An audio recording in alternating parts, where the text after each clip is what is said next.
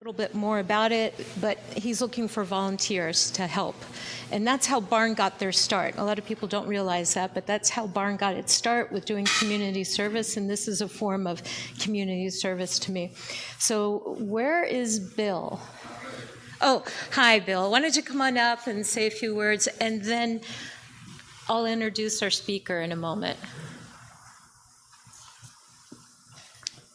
I won't take much time from the speaker.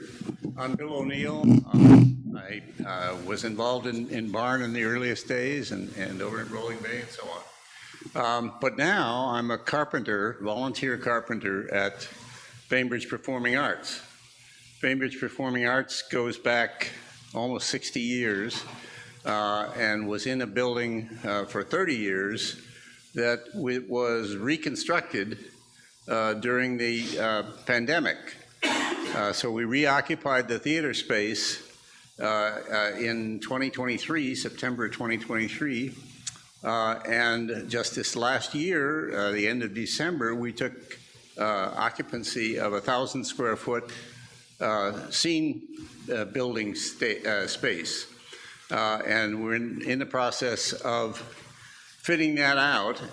We've got most of the tools we need and the supplies.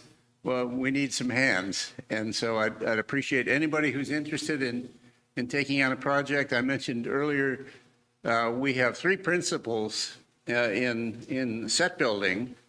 That is that things have to look decent from about 20 feet, last for about a month, and be sturdy enough to dance on. Fortunately, we don't have to do the dancing. But it's a different standard from fine furniture that we're going to hear about this morning. And I am developing an increasing admiration for the skills of cabinet makers. So if anybody has a desire to get more involved in cabinet making, I would love to talk to you. So let me know if you have any interest. We're always open to visitors. But I have some cards that I put my phone number on, so you can give me a call and a heads up if you're going to be coming by. But and also, if anybody doesn't know where Bainbridge Performing Arts is, I'll be glad to let you know. It's adjacent to the Historical Museum. So, without further, thanks. Thank you.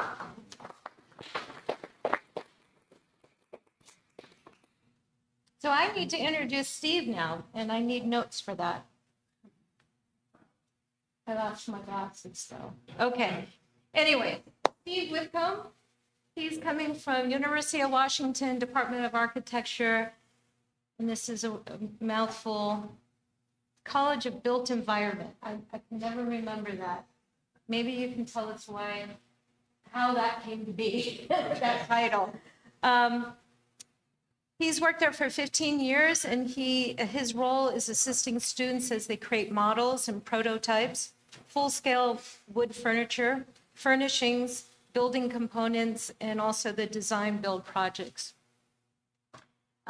He attended the American Crafts at Rochester Institute of Technology, and he has a Bachelor of Fine Arts from Rhode Island School of Design. He also has, in conjunction with teaching, he also has his own studio in the Georgetown neighborhood in Seattle. So he came all the way over here this morning. And myself and a few others went over to his shop on Wednesday, and I think he has a lot to be able to share with us. It was really a wonderful gesture that you offered us to come over, and we all really enjoyed it. Thank you for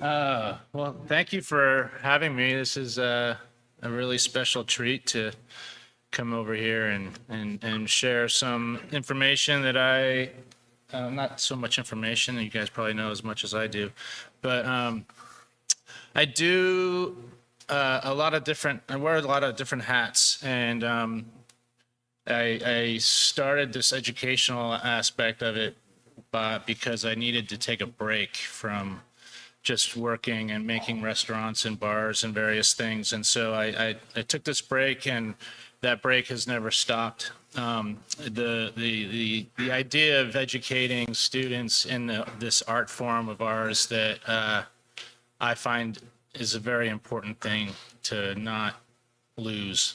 And so therefore I do my best to like foster young people in the ways of woodworking, and it's super fun. So again, thank you for having me here. This is going to be fun for me. So I've got sort of a variety pack of things that I'm going to talk about, but I wanted to start with acknowledging some of the people that I was mentored by in my younger days. Rich Tannen, he's I think he's currently the director of the Rochester Institute of Technology School of American Crafts still. These are just a couple pieces of his, if you're not familiar with Rich Tannen. He was early adopter of CNC technologies. Alphonse Mattia was one of my instructors in the Rhode Island School of Design. Huge influence on me, and you'll see some of that as we cruise through this slideshow. So a lot of humor, right? This studio furniture makers, and he just, I don't know, I've always been a big fan of his humor, even though it's not necessarily functional. Can you hear me okay? This is John Dunnigan, another one of my faculty members that I had the privilege to work with, where, you know, he's sort of always within the historical lines of furniture making, and also a little bit of humor, and just sort of manipulating the shapes and things that are different from what maybe these types of historical furniture pieces would have been. So very different. Through my time at the UW, I've been able to travel to Denmark for about 9 years through the Scan Design organization, and with my good colleague, Kimo Griggs. And it changed my life in the terms of the work that I do, right? So I'm going to start just kind of going through some inspirations. I grew up in the East Coast in New Jersey, and did my education up in upstate New York and in Rhode Island, obviously. But my family roots are here in the Northwest, so I ran out here as fast as I could, and for reasons like this and this. The beauty of this part of the world and the pace of life is really great. So I draw a lot of inspirations from some of the travels I've done and through Mexico and various places that are just they just do things differently, and it can be really interesting ways of inspiration for me. I've always found that looking at pieces of like a wall like this, where there's been brick and stone and new technologies, old technologies, I just love that contrast of how things and people and makers like fill space, kind of, if that makes sense. So like I said, I grew up in New Jersey. I was a Jersey Shore boy, and I loved all of the carnival action, the boardwalks, all the fun things that happen on the Jersey Shore, and that inspired some of my work. This is the Asbury Park, where Bruce Springsteen and all these legendary musicians were always playing down there. And but like I said earlier, my family life is like farmers. I grew up like on the Jersey Shore just because my dad had a job there, but my family roots are all in the farm.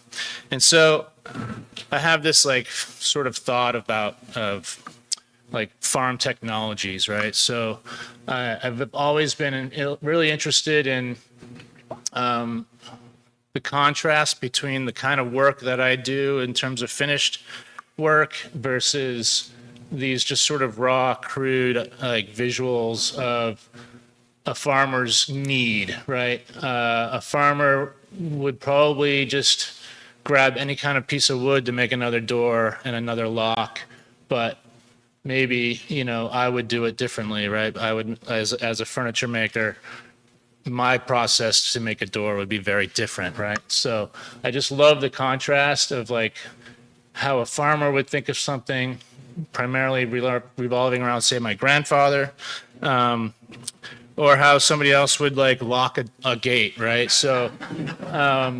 so this is a gate out on one of the San Juan Islands, and I was just like in awe of this technology, and so it's something that I really like enjoy thinking about.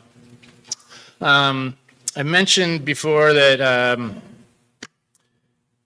I spent a lot of time in Denmark over the last 9 or 10 years, and I just love their culture.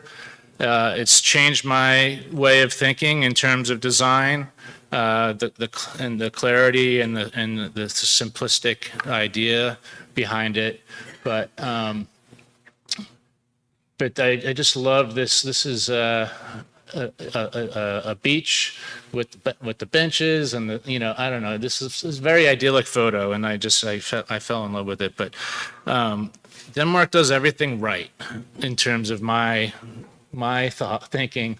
Everything, the churches are beautiful. The chairs are all like the culture of Danish chairs is insane, and you can never find enough chairs. But there's a history for every single one of them, and it's really kind of an amazing process. There's a festival out there that happens every spring, and it's called 3 Days of Design. And there's the entire sort of center of the city becomes like a marketplace of sorts of like new materials, new designs, old designs that are made with the new materials, and they're doing such great work in terms of the environmental use of old nettings and for fishing, and creating those nets and melting them into like reusable materials for the chair backs, like the seat in the back of this chair. The wood is the frame, but everything else is starting to become a little bit more ecological,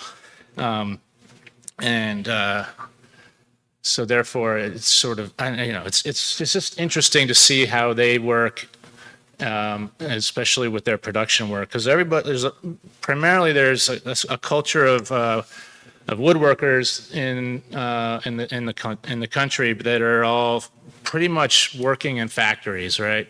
They have this craftsman aesthetic, and or it's kind of a historical situation where I'm fumbling a little bit here, but they have carpenter makers, and the carpenter maker goes to the carpenter maker school, and then the other trades go to that school. If you want to work in the streets and do cobbles, you get trained in cobbles, and so on and so forth. So when you go to these factories that I've been lucky to go to, you're not just touching these great designs that have been in production since the 50s and 40s, but you're actually seeing these people doing the work and finishing the work, even though most of it, as you can see up here, is mostly CNC'd, but there's so much handwork that goes into these. And when you go through the factories, it's just really impressive to see. You go through one room and the next room and the next room, and then it's done and packaged and out, and you're like, okay, this is efficiency at its best, right? This is the PP Mulber factory, if you're familiar with some of those factories over there. So that's always been a special part of my life. So these two gentlemen are trained heavily in just the carpenter making history, right? So these fellas are two very, very skilled carpenters, and they are just, that's what they do. People come, they design together, or the designer will show up and be like, hey, this is my idea. How do we do this? And then they build it for them. So there's very rarely, when you're talking to a designer, they're not going to make the things by themselves. They're going to go find one of these types of gentlemen that are like highly, highly skilled craftsperson to do it for them. And so it's a very hands-off like section of the world, not the world, sorry. But like, it's just a divide, right? So you have the designers design, the fabricators fabricate, and then they meet in the middle, and then they're either producing a new idea or it's a one-off, but it's very different in terms of like my experience as like going through an educational process and also, doing my own work by hand. So, this is also another piece of Danish humor. This Calder piece was always present whenever we would take students up to tour this particular museum. But one year, all of a sudden, Big Bird was hanging out, and the Calder was on exhibit somewhere else in the world. And so, as the filler, I just loved that sense of humor. It was just like really, really great. So, back to the farm world, this is the beginning of sort of the work that I've been doing for a number of years. But this was my graduating piece or thesis piece with the idea of like the farm, how something my grandfather and I would deal with together, maybe if he was making something and I was making something. So this is a sort of a chair representing my younger self, with like, a fairly like polished veneered box in contrast to this raw wood with some pitchfork legs, a little drawer that matches. And then the story behind it would be like a day on a farm with my grandfather, right? So how would he make it? How would I make it? And how do the two meet together? And this is the key box for the tractor and his sweatshirt. So, a number of years ago, there was Stuart Wirtz was one of my mentors, and I trained under him for a year or so. And he invited me at one point to join this a live edge show. And so I found these two boards. Book matched or end matched boards, and decided that, and the boards these themselves are elm that came out of urban hardwoods, if you're familiar with the urban hardwoods. And so I bought these two slabs, and they were felled on Queen Anne Hill. So when I was trying to make a title for this piece, I called it the Queen of Spades Beach, because it was the Queen Anne Hill with the spades. So that was a fun piece to make. It never sold, which is sort of the truth of my life. But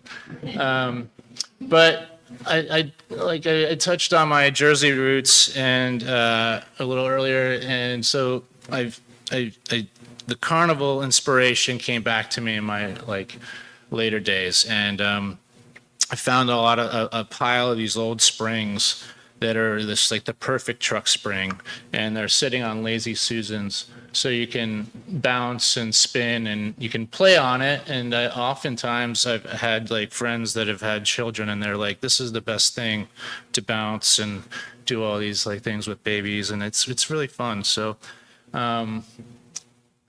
this was a sort of a series of this is what I call the bullseye bench.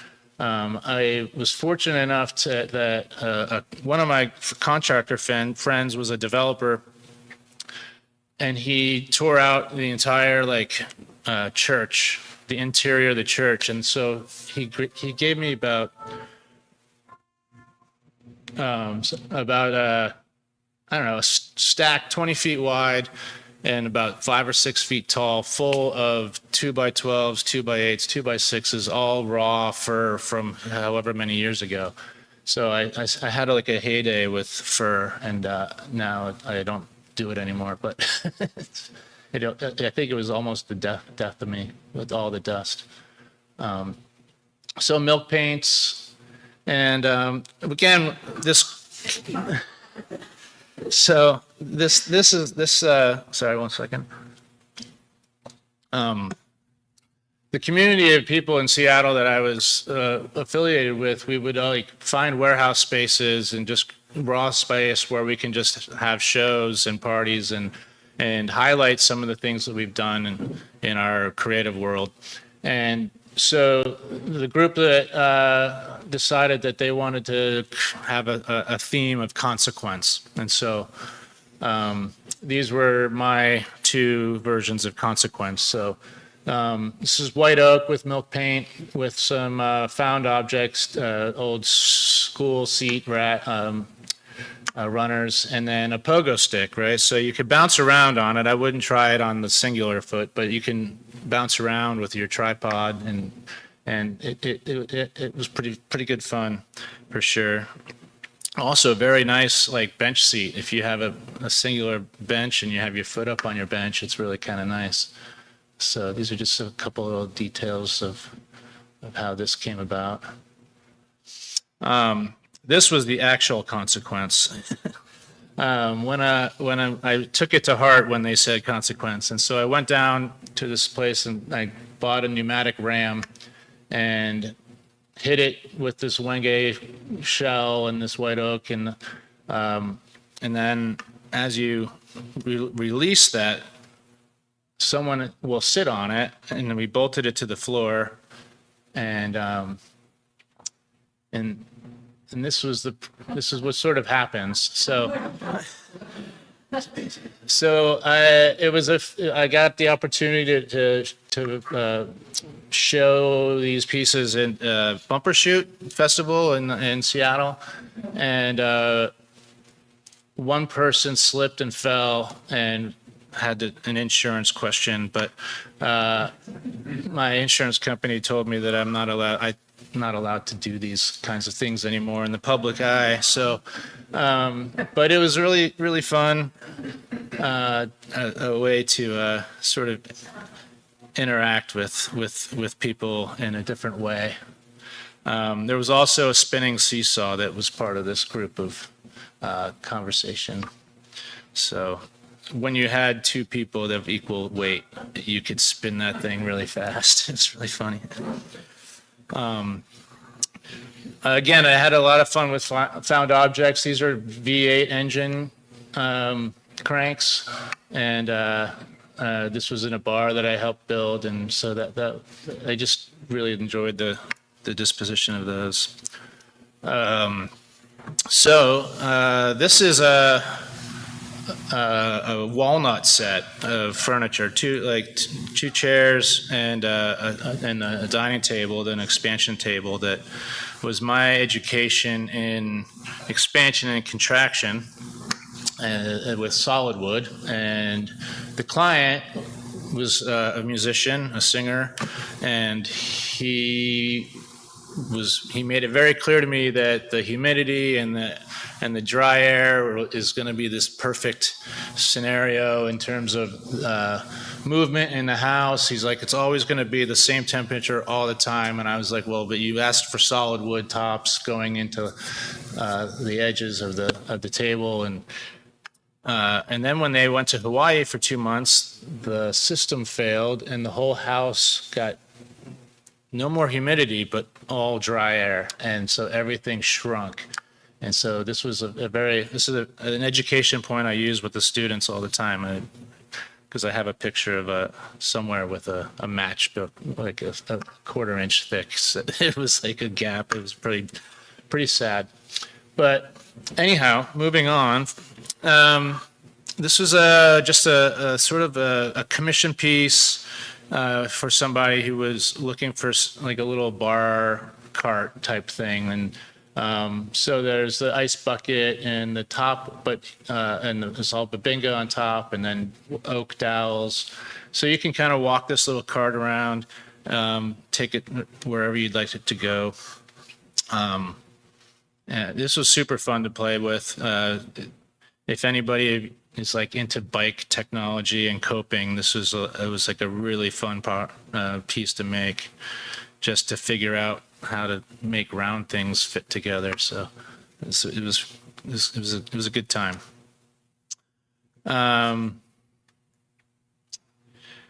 This is a house up on Lopez Island.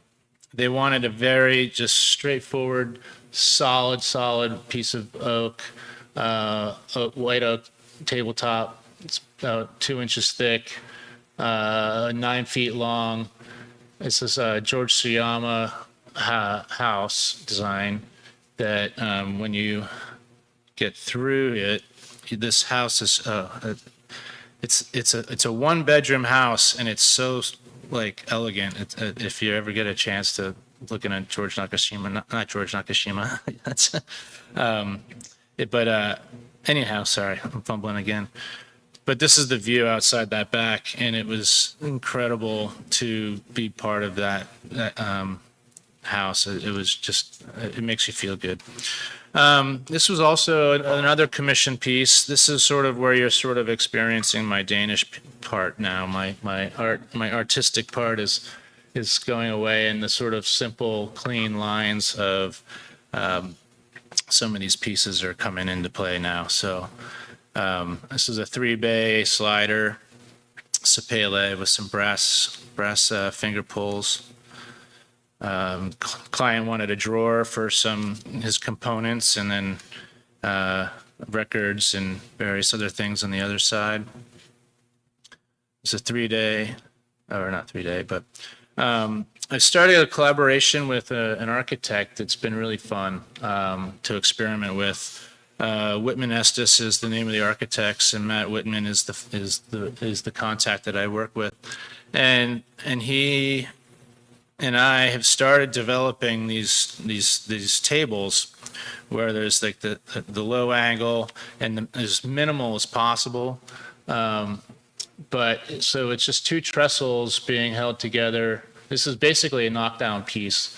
The interior, these metal struts are coming into that stretcher. He has these like little triangular corner pieces because he's like a fidgeter. So he wants to, when he's sitting at the table, he just wants to be able to like touch that sort of nodule thing. And so it's been a fun collaboration with them. The joinery on this was really fun to explore in terms of I've never done before. So, and then we did a wood version with a single strut, and both times we were just experimenting with them, and they tended to have a little bit of a bounce to it. So we've always been trying to struggle with that. And so now the singular, we thought the wood would be stronger than the metal. And now we're doing another series of it where there's going to be a little bit more structure and weight involved. So it's kind of been like a nice prototyping, like a finished prototypes, which is pretty fun. So same nodules, but some a little bit different. Now this was the one time that I was in a lumber yard with a couple students, and we were picking through boards, and sometimes I regret this, but this is my kitchen table.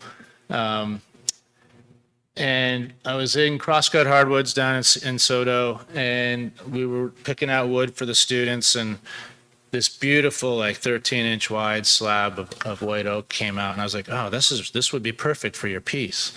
And so we just kept digging through the wood, and then I found another one that matched, and then I was like, oh, this is kind of unique if you're in just a regular public lumber yard. And then we were digging around again, and we found a third one, and then I looked at her and I said, I'm sorry, but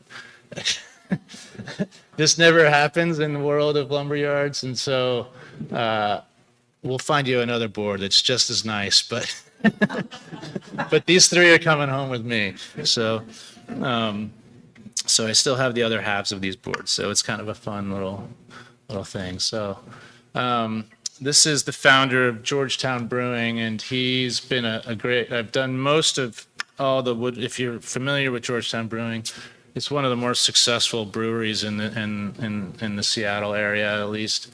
and maybe even the whole like the Washington, Oregon, and Idaho. But he's supplied me with lots of work over the years, and it's been really, really generous of him. And so this was just the last piece I made for him was this big slab of fir with giant legs. And he just had this house built by the Olson Kundig house. And so he was very it had to be very big and robust. And so we just found some nice joinery to work through it, and we machined down that whole slab, and that was kind of fun. So this section of the slideshow is going to focus on more of the work I do at school in the UW at the College of Built Environments. I believe they call it because it houses real estate and construction management, and architecture, landscape architecture, and so therefore the college itself is called the College of Built Environments because most things are being built. So what I've found is the university on all three campuses of the Tacoma, Bothell, and the UW main campus is self-sufficient. Like when trees are felled for buildings or a windstorm or whichever, the university is so good at taking those logs, curing them properly, drying them or slabbing them properly. They're not so good at keeping them really out of the rain and stuff, but they do have a solar kiln. But we're able to acquire slabs of elm, madrona. We get this scarlet red oak, which I've never seen before. There's just all these very unique wood that come down through. Like I said, whether a building's being built or a storm blows over the tree, they take those logs and they use them and they slab them, and then you can get people. I mean, if you're in the university circuit, you can purchase the boards through the university, but it's a very circular economy. So what they've done is this is the milling process. We have a small band, I think it's about a 28-inch wide bandsaw blade.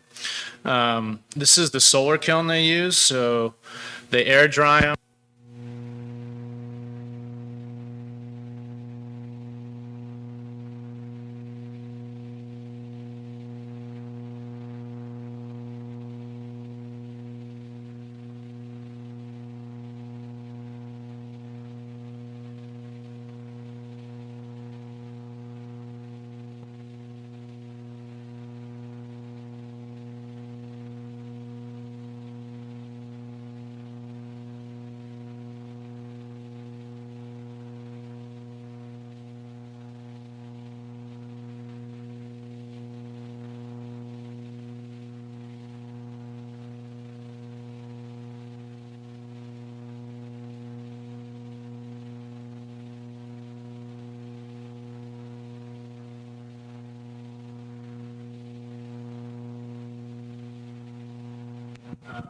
Where species they are, because they have these metal tags on all the ends of the boards that tell you exactly which where Harrington Hall is, or exactly where the board is, what species it is, how much 4 feet it is, and how. Oh, is this dead? Sure. Is this one better now? Okay.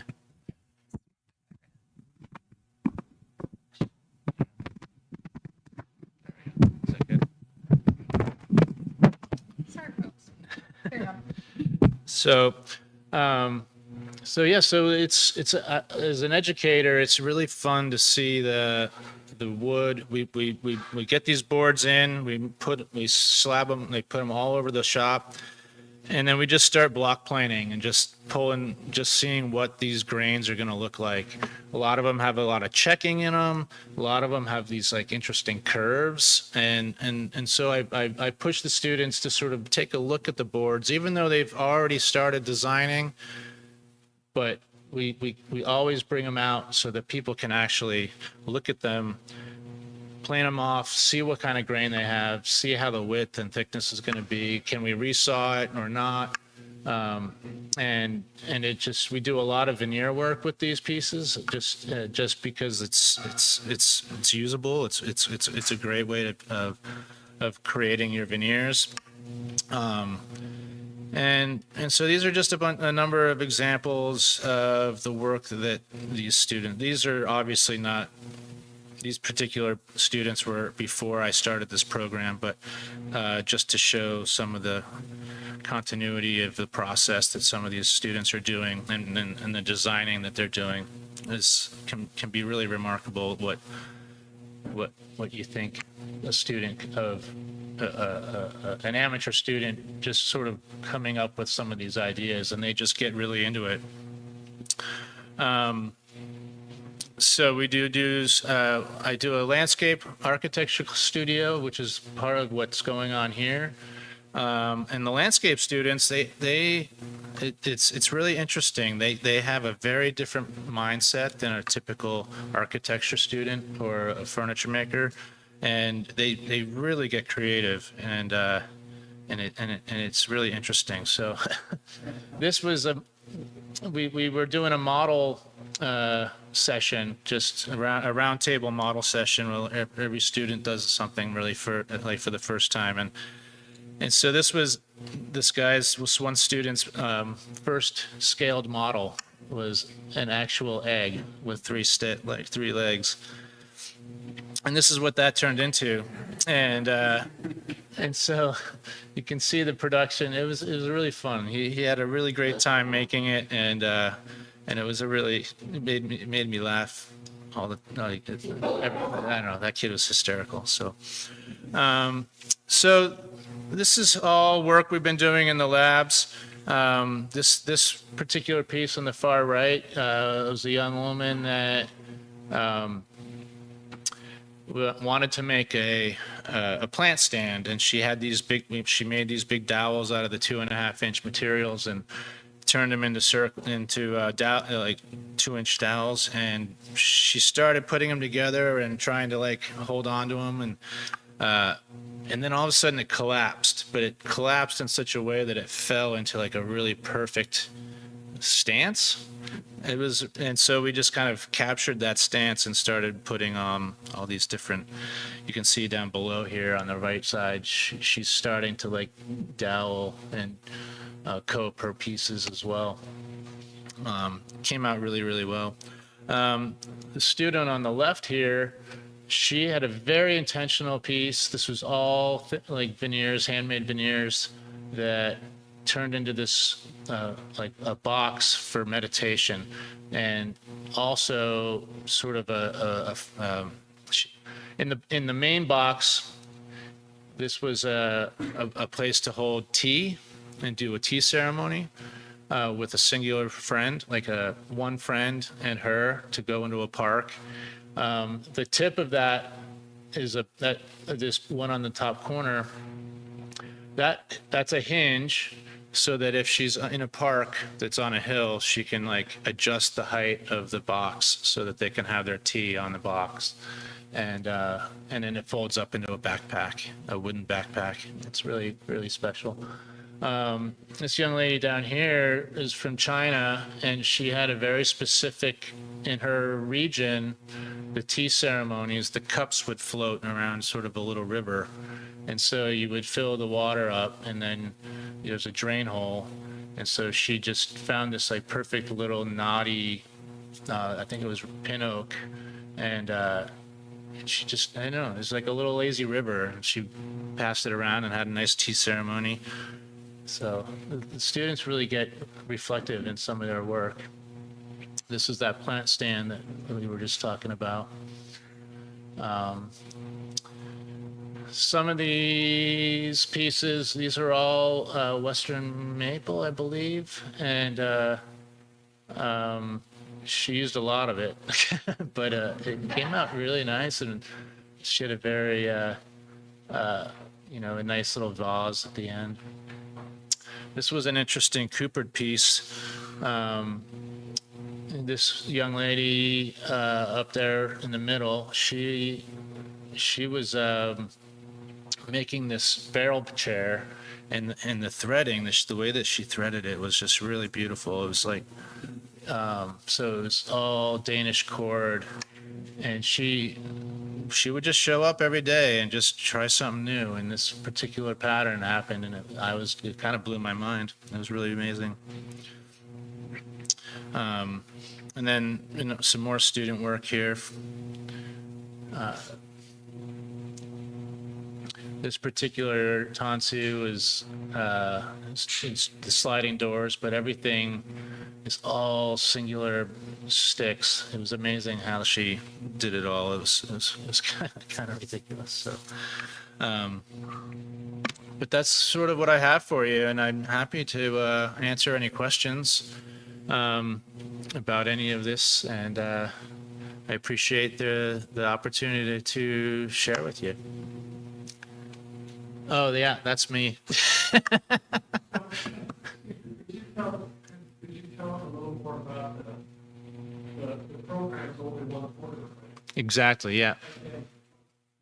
It's good to do this in one quarter, where the design of these creative skill, and each side of people in one quarter. Yeah.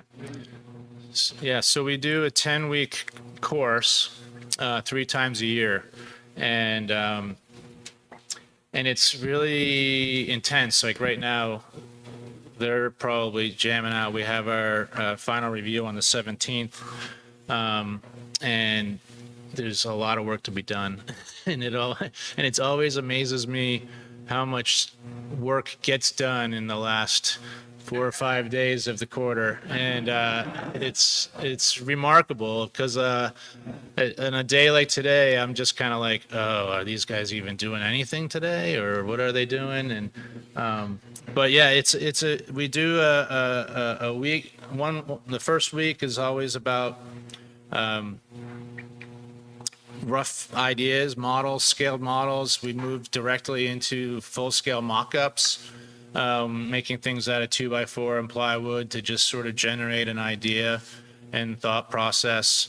And then as we move into the final pieces, we get the materials together, and they just start learning how to like read the grains and find the parts, the best places for the parts to come out of, and it's a really fun process for them, I think, because they're all novices. They're all first-time woodworkers for the most part. We've had a few students that were more skilled in the crafts, and there's one person I remember had made a set of 4 chairs one quarter, and that was pretty amazing. But I don't think he slept very much. But it is a really amazing process. I do find it to be really intense, and the time flies so fast. But there's always something to present at the end, and I'm always like amazed with that. So, yes. You have to be a good student in the same school to take that course. Definitely, yes. Unfortunately, yeah. No, I think they used to have way back in the day when this fellow named Andy Bedangs. Is that right? Yeah. They would have Sam Maloof come and various other very famous woodworkers come and do like seminars for a few days at a time, and that's sort of been phased out now, but there's been a lot of transition in the last 4 or 5 years. So But yeah, it's a great facility. If you ever are in the UW U district and want to just pop into Gould Hall, it's right on 40th and University, and just say Steve sent you, and you could take a peek. Yes, sir. A couple of slides back, you showed a barrel chair. I'm curious, how do you clamp that to laminate? How do you what? That's laminated? So this was all reclaimed oak from, I think they were like light valances that were being taken down from one of the university buildings, and so they accumulated at the facilities place, and then when we were there, they were just these sort of like maybe 4 feet long strips of valance and about 1.25 inches thick of oak, and she just sort of had a vision of this barrel chair, and so it's all coopered all the way around, and with one stretcher, it's very clean. So yeah, so that's just this leftover oak from the university.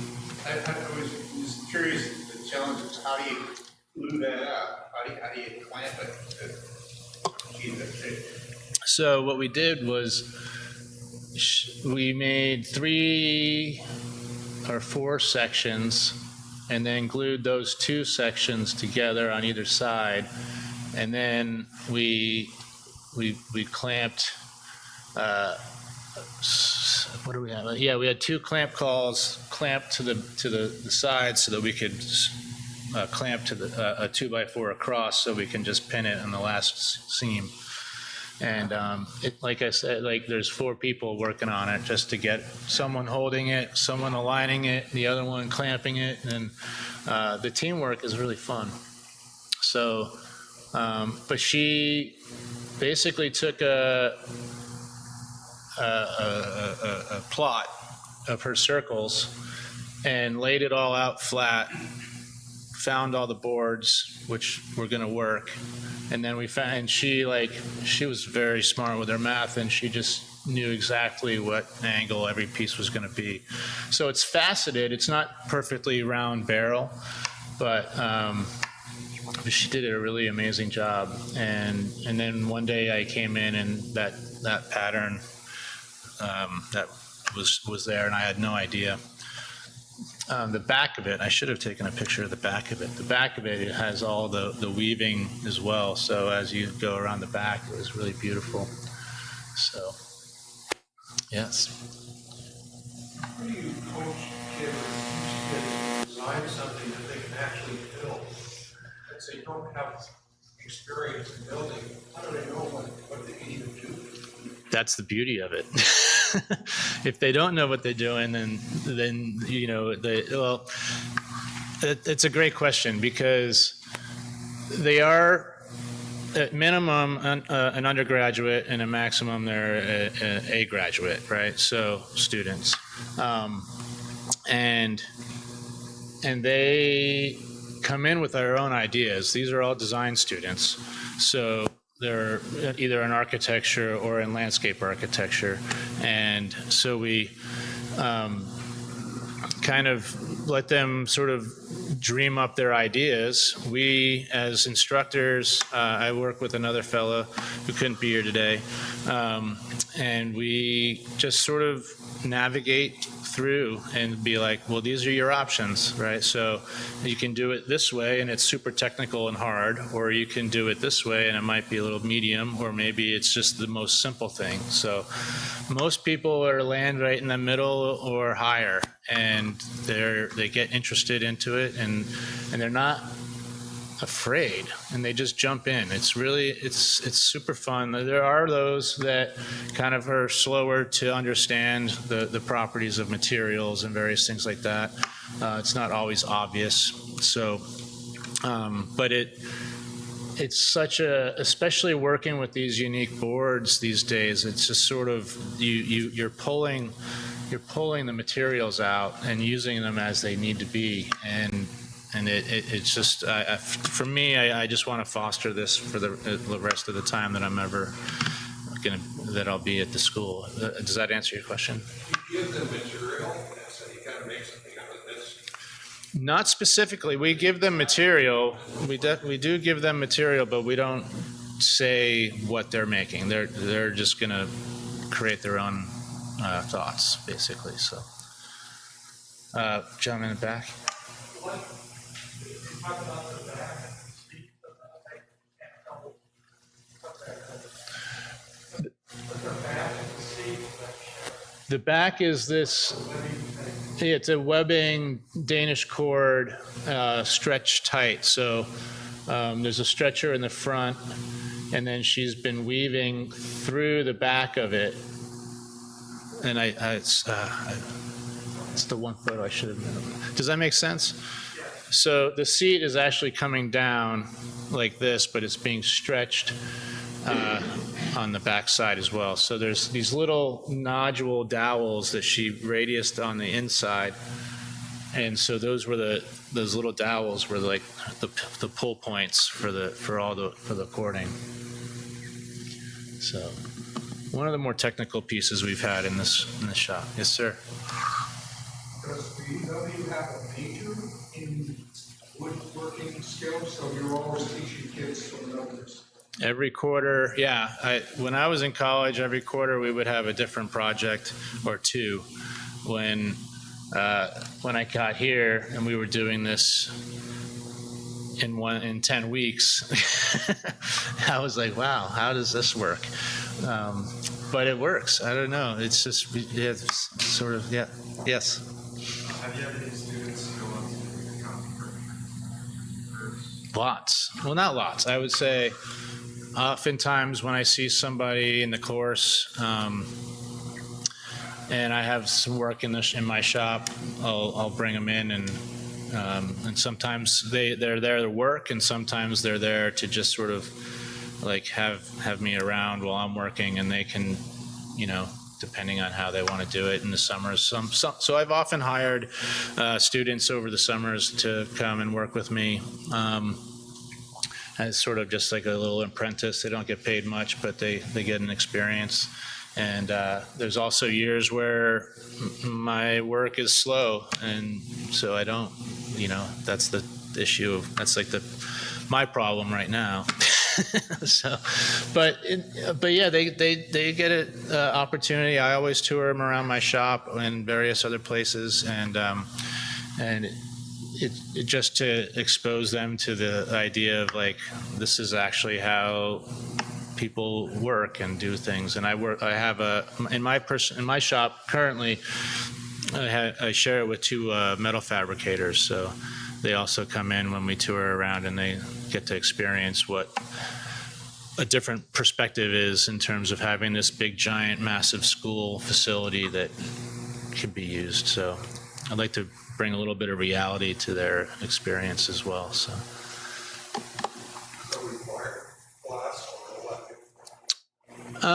It's a studio class, so students get to choose primarily, depending, they get to choose their studios per se. If there's room in one, and they can come and go. But the furniture studio has always been one of the first to go, because it's such a unique experience to actually explore, and we just have a good time. I have a hard time not having fun with these guys. You get to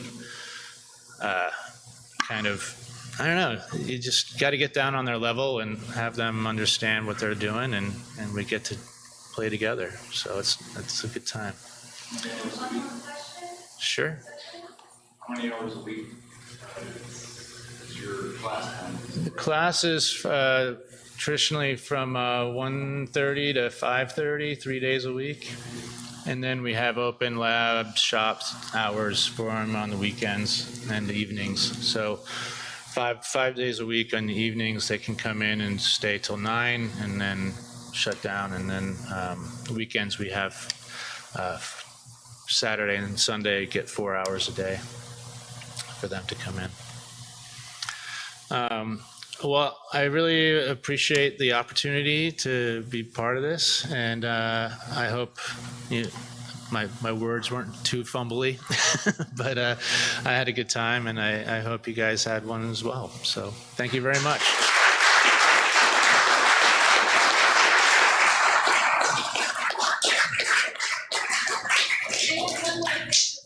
First of all, thank you. Mm-hmm. But thank you for turning on the lights. Did you all see this? This was a flyer that I put up on the counter. And next month's monthly meeting is not going to be here. It's going to be at the Linwood Theater, but we're going to do something different. We're going to have a movie show. And the movie is on George Nakashima.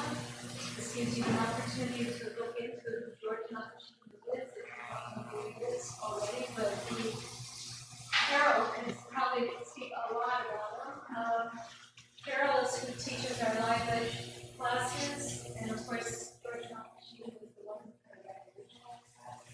So he's doing rather his nephew, John Nakashima, made a film about him, documentary film. The difference of this film, though, just so that you all know, you don't already know George Nakashima. He's a big philosopher. So this film is not just his woodworking, it's also his whole life and his whole life journey, which is really significant, specifically in this area. His family was born in the Seattle area. Unfortunately, he got caught up in the whole Japanese American exclusion and was interned in Idaho. And like many Japanese Americans, they did not return. He ended up in, thank you, in Bucks County, Pennsylvania. And his studio and wood shop is a National Historical Site now. So he's a major figure in the furniture world. And I think Steve would agree with that too. So we're going to be hosting the director. We're paying for him to come out. We're going to honor him and his uncle, and he's going to do a talk as well as a Q&A session. It's Saturday, April 12th at 6:30 at Linwood Theater. So, and otherwise, all of our meetings are the second Saturday, 10:30 here in this room. And if anybody has any ideas of any future speakers, let me know, because I'm always looking for people. So that's it. And yes, thank you, Tom. This event does have a price tag to it for the ticket. All of our meetings are always free. This one, we have to charge a little bit, but we're going to do it $10 a ticket, but that also includes a free popcorn for everyone. So, it's actually quite reasonable. Yeah. I mean, but anyways, I hope you come, and it will be great. And I have to do a plug for Kevin Lynch, who works down at the Linwood Theater. He's been really fantastic with working with this. And Abby back there did this great flyer, and she just whipped that up in no time at all. So I was pretty proud of that when I saw it. So thanks, Abby. Oh, Carol. Advanced ticket sales. There will be. This is the kind of preliminary poster, because we're waiting for the barcode or whatever it is. It will be available for advance tickets with the barcode on the official flyer. This was just so that we could have something for today. Does the ticket price go for one, or is it? What it will do is we're splitting it half and half with the theater.